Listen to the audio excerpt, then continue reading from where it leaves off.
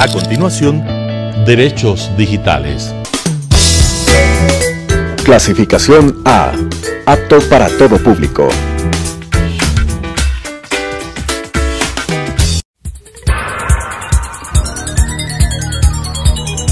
Las opiniones vertidas en este espacio por la producción y dirección del programa son de exclusiva responsabilidad de sus autores y de quienes intervienen en ellos. Telesucesos Canal 29 UHF presenta Derechos Digitales, un espacio de construcción de cultura digital y datos para todos, con la conducción de Daniela Macías y Matthew Armijos. Derechos Digitales. Los derechos digitales, un insumo importante para construir nuestra ciudadanía digital. Bienvenidos a Derechos Digitales, un espacio de construcción de cultura digital y de datos para todos. Junto a Matthew Armijos vamos a hablar el día de hoy sobre aquellas medidas de seguridad, más aún en este inicio de clases en donde la seguridad de niñas, niños y adolescentes debe ser protegida desde distintos puntos de vista para poder generar aquellas capacidades que van a brindar un entorno digital sano, seguro y constructivo para el desarrollo de su dignidad y su integridad. En la sesión anterior mantuvimos la presencia de un invitado, Cristian Espinosa, con quien pudimos conversar acerca de distintas perspectivas de seguridad en distintos ámbitos, desde el sector laboral, desde el sector educativo y más aún con especial relevancia o especial importancia en los niños, niñas y adolescentes, que son un grupo focal súper importante y cuyos datos y el uso de su información es bastante sensible.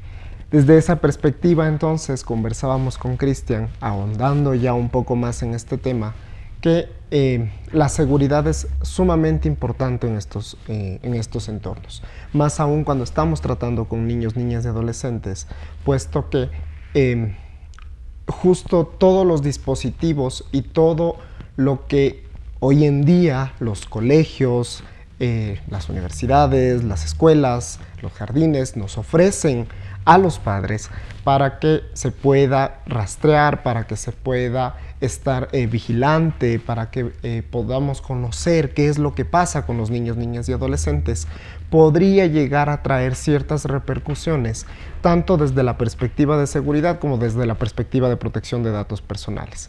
Para ello, justamente, Dani, coméntanos, ¿cuál crees tú que sería en ese lado, en ese sector principalmente, la diferencia justo entre protección de datos personales y seguridad? Justamente, creo importante entender primero que para los niños, niñas y adolescentes y su desarrollo actual, la integración de las tecnologías de la información y comunicación dentro de sus actividades diarias ya es más que necesaria, realmente es parte de su cotidianidad y por lo tanto el generar capacidades y estrategias que les permitan desarrollarse de alguna forma en este entorno de forma sana, segura y constructiva es sumamente importante.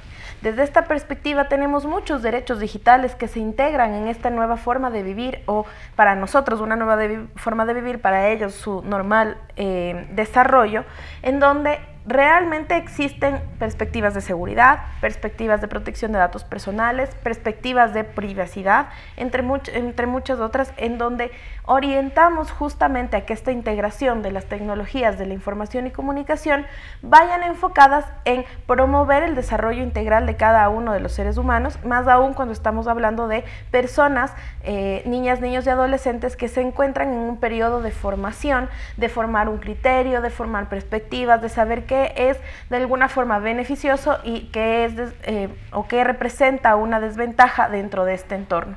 Y desde ese lado no es lo mismo hablar de privacidad, no es lo mismo hablar de seguridad, no es lo mismo hablar de protección de datos personales. Cada uno tiene su contexto, su contenido, en donde básicamente, por ejemplo, la seguridad se enfoca muchísimo no solo en buscar la seguridad desde la perspectiva de la información, sino desde una seguridad integral, seguridad incluso personal. una seguridad en donde tú como padre buscas la integración de estas tecnologías, por ejemplo, para rastrear que tu hijo salió de la escuela y llegó a casa y tú que estás en tu trabajo o que estás haciendo alguna otra actividad, ya monitoreas el trayecto que tiene tu hijo en su recorrido para llegar a casa, y eso es realmente beneficioso. Realmente esto es un uso adecuado de las tecnologías de la información y comunicación. Ahora bien, cuando hablamos de una perspectiva de seguridad, también ponemos en riesgo algunas situaciones, ¿no? Como el hecho de tener videovigilancia dentro de las instituciones, por ejemplo, tiene que ser cuidado de alguna forma, porque, por ejemplo, hay reportes de casos en donde las cámaras eran utilizadas o fueron intervenidas por redes de pedófilos para saber qué niños estaban en qué escuela, para saber cómo captarlos a sus redes para cometer este tipo de delitos, ¿no? Entonces, todo va a tener una integración buena, una integración mala, desde una perspectiva de protección de datos, cómo yo voy a proteger, por ejemplo, la imagen de mis hijos en campañas publicitarias que realizan las instituciones educativas, desde una perspectiva de privacidad, hasta dónde puedo grabar a mis niños en la escuela, en su entorno, hasta dónde voy a coartar ese espacio de libertad de desarrollo que está lejos de mí, que yo no puedo controlar como padre, pero que sí la institución me está apoyando. ¿Cuáles son esos límites? Justamente es lo que busca desarrollar cada uno de estos derechos en relación a la integración de las tecnologías de la información y comunicación dentro de esta actividad que es la educación. Y claramente, como tú dices, desde la perspectiva de seguridad es fundamental, puesto que ya vemos que distintas instituciones educativas ya plantean esquemas de videovigilancia, por ejemplo en las guarderías, para que uno esté atento a lo que pasa con el bebé, con el niño. Y los colegios, las escuelas ya comportan un programa de geolocalización del transporte escolar para saber en qué momento llega mi hijo a la casa, en qué momento llega mi hijo a la escuela y cómo había sido su trayecto.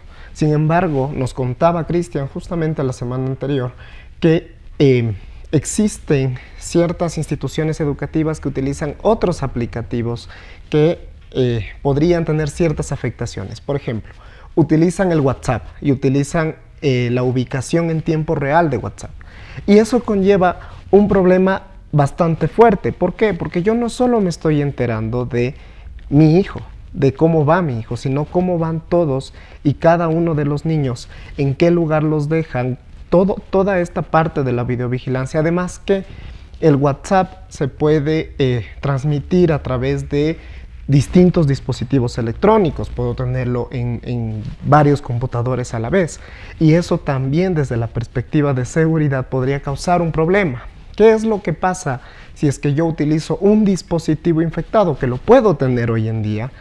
En verdad, si es que no tengo un buen antivirus, voy a poder ser víctima de algún caso, de algún ransomware, de algún phishing o de algún ingreso no autorizado a mi dispositivo electrónico y sin estarme dando cuenta.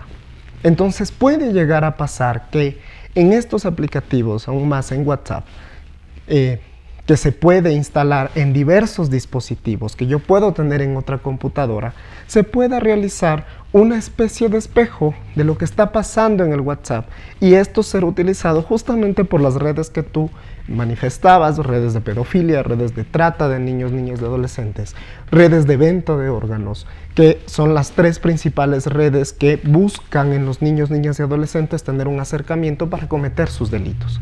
Entonces, también desde esa perspectiva de seguridad, hay que verificar bien qué dispositivos vamos a utilizar, qué aplicativo vamos a utilizar, qué estrategia va a utilizar las escuelas, los colegios, las universidades para mantener quizás esta geolocalización desde la perspectiva de seguridad y tranquilidad por parte de los padres de familia con sus hijos, pero que mantengan esa misma perspectiva de seguridad, de tranquilidad, de que no existe otra persona atrás de ellos investigando o evaluando, visualizando qué es lo que está pasando con estos niñas y adolescentes.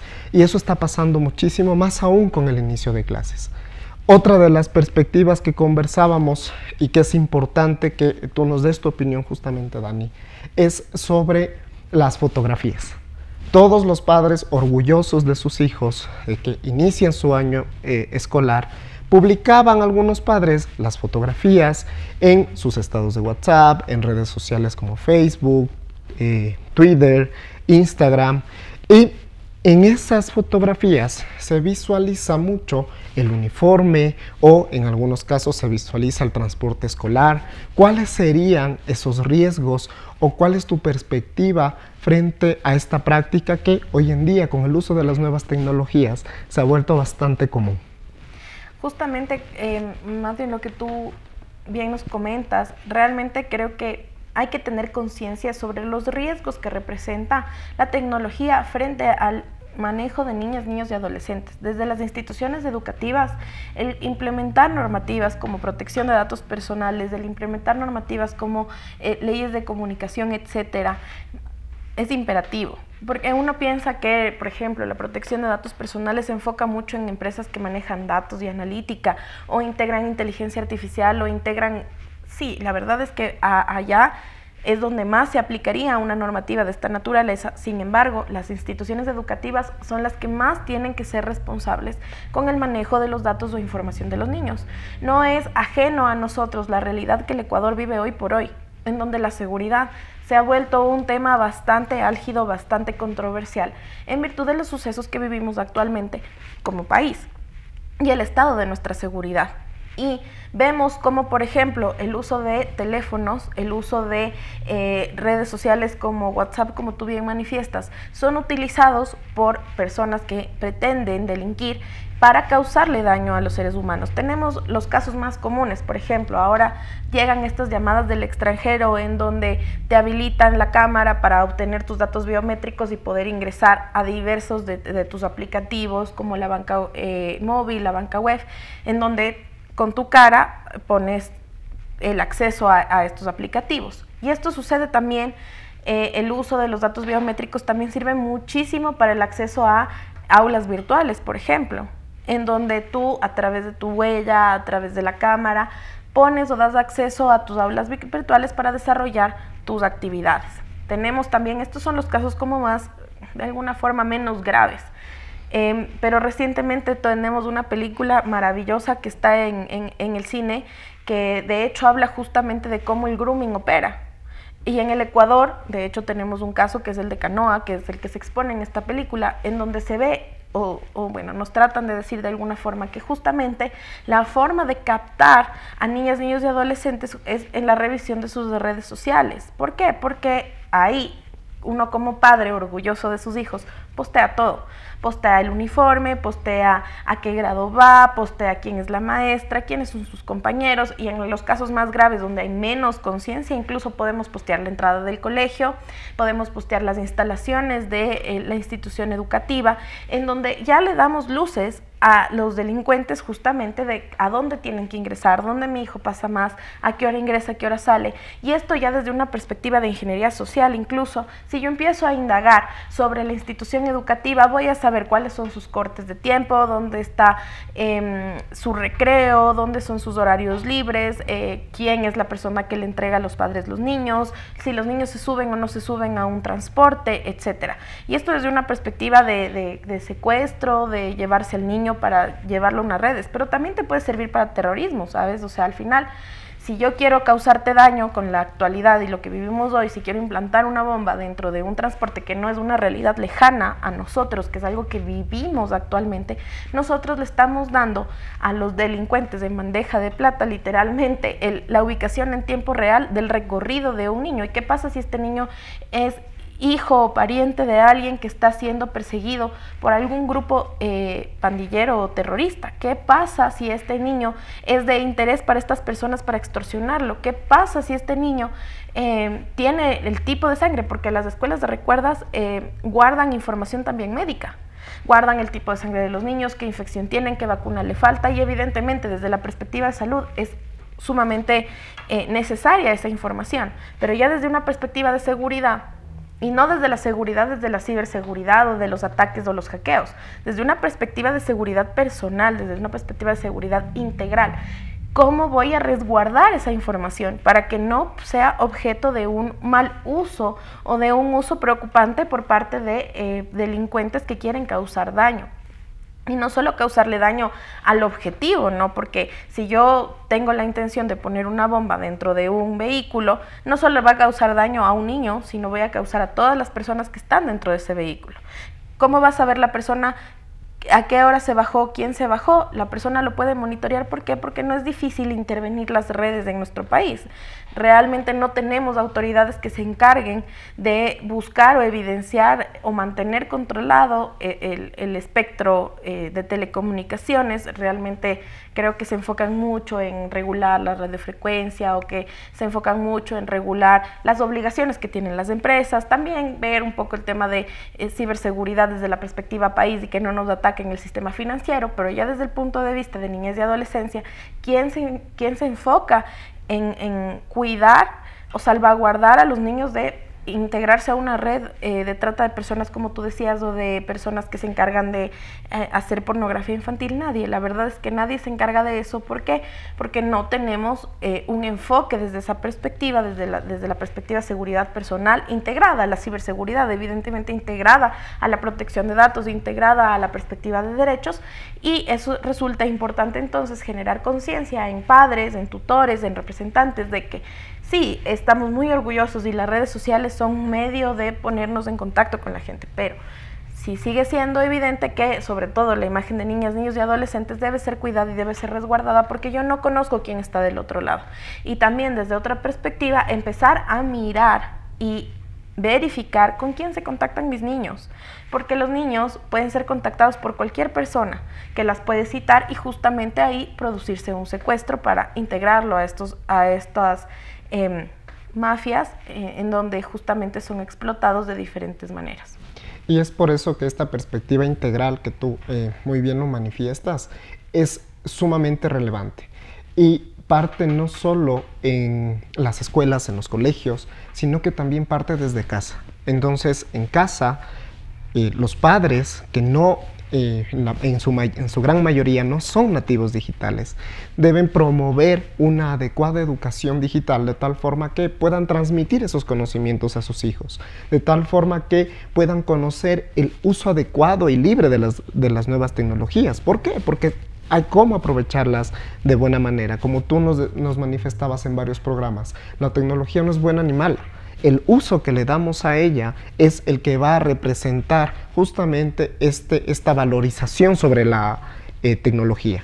Desde esa perspectiva, entonces, como padres, hay que capacitarse de forma adecuada, de tal forma que podamos mantener una vigilancia adecuada con los niños, niñas y adolescentes, también permitir su libre desarrollo y su libertad de expresión dentro de todos sus ambientes y dentro de todos sus entornos, inclusive el digital.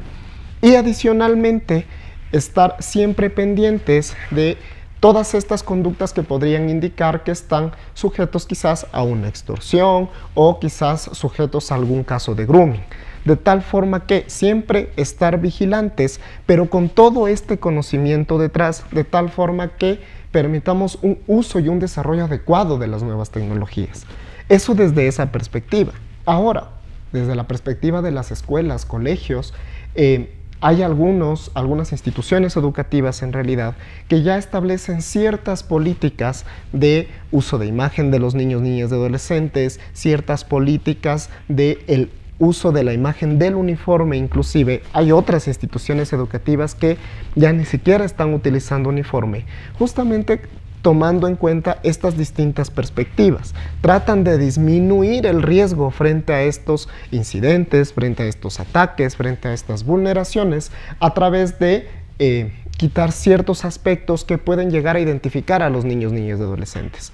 Te decía, por ejemplo, políticas que establezcan ya unas reglas claras de cómo utilizar el uniforme fuera de los espacios de las instituciones educativas, la reproducción comercial o visual de ese uniforme en las redes sociales o en los distintos entornos en los que se encuentran los padres de familia y los niños, niñas y adolescentes, justamente desde una perspectiva no quitando la libertad, sino desde una perspectiva de directrices, de tal forma que desde las escuelas y colegios también se coadyuve a conformar un entorno sano, saludable para los niños, niñas y adolescentes.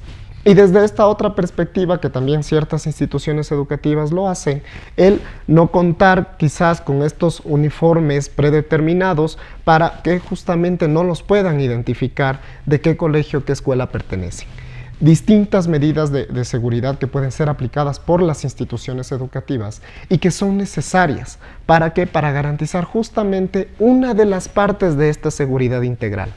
Otra, capacitación permanente con los docentes, capacitación permanente con los padres de familia, capacitación permanente con los niños, niñas y adolescentes en el uso adecuado, sano y saludable de las nuevas tecnologías.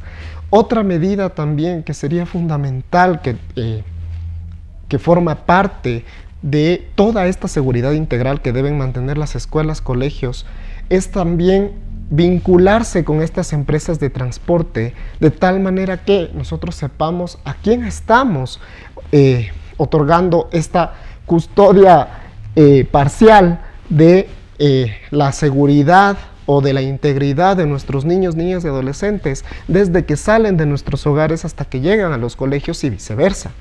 De tal forma que se evalúe también el perfil de los conductores, no solo que sea un conductor profesional, sino que psicológicamente también sea un conductor idóneo para transportar niños, niñas y adolescentes. Que también exista vigilancia por parte de las instituciones educativas en los medios de transporte. Existen instituciones educativas que, por ejemplo, tienen maestros que acompañan a los niños, niñas y adolescentes desde que salen de la institución educativa hasta el último que llega a su domicilio. De esta forma también las instituciones educativas tratan como que de establecer medidas que permitan también salvaguardar esta seguridad integral. De igual forma, y esto solo desde una perspectiva física, ahora si lo trasladamos a la perspectiva digital, también las escuelas, colegios pueden establecer ciertas medidas que desde la perspectiva de ciberseguridad pueden mantener toda esa información resguardada. Tú nos decías, existen datos de salud que pueden estar siendo vulnerados por parte de personas externas y que quieren saber, por ejemplo, si un niño, niña o adolescente tiene un grupo sanguíneo O negativo o AB, que son bastante extraños de encontrar dentro de la población a nivel mundial, y lo que quieren es simplemente acceder a esa información para obtener ese dato y saber a quién atacar, a quién acudir, y de esa forma llevarlos a estas redes de trata, a estas redes de tráfico de órganos o tráfico de sangre inclusive, ¿para qué? Para poder cobrar por ello y cometer sus delitos. Entonces también desde esa perspectiva hay que mantener justamente todo este análisis de seguridad integral de tal forma que mantengamos a nuestros niños, niñas y adolescentes en un entorno sano, seguro y confiable. Sí, justamente el contar con medidas, protocolos, herramientas que me permitan como institución educativa y como padre mantener la integridad y la dignidad de niñas, niños y adolescentes es un trabajo realmente arduo de mucha conciencia y de construcción de ciudadanía digital. Esto fue Derechos Digitales, un espacio de construcción de cultura digital y datos para todos. Muchas gracias. Las opiniones vertidas en este espacio por la producción y dirección del programa son de exclusiva responsabilidad de sus autores y de quienes intervienen en ellos. Telesucesos Canal 29 UHF presentó Derechos Digitales, un espacio de construcción de cultura digital y datos para todos, con la conducción de Daniela Macías y Matthew Armijos. Derechos Digitales,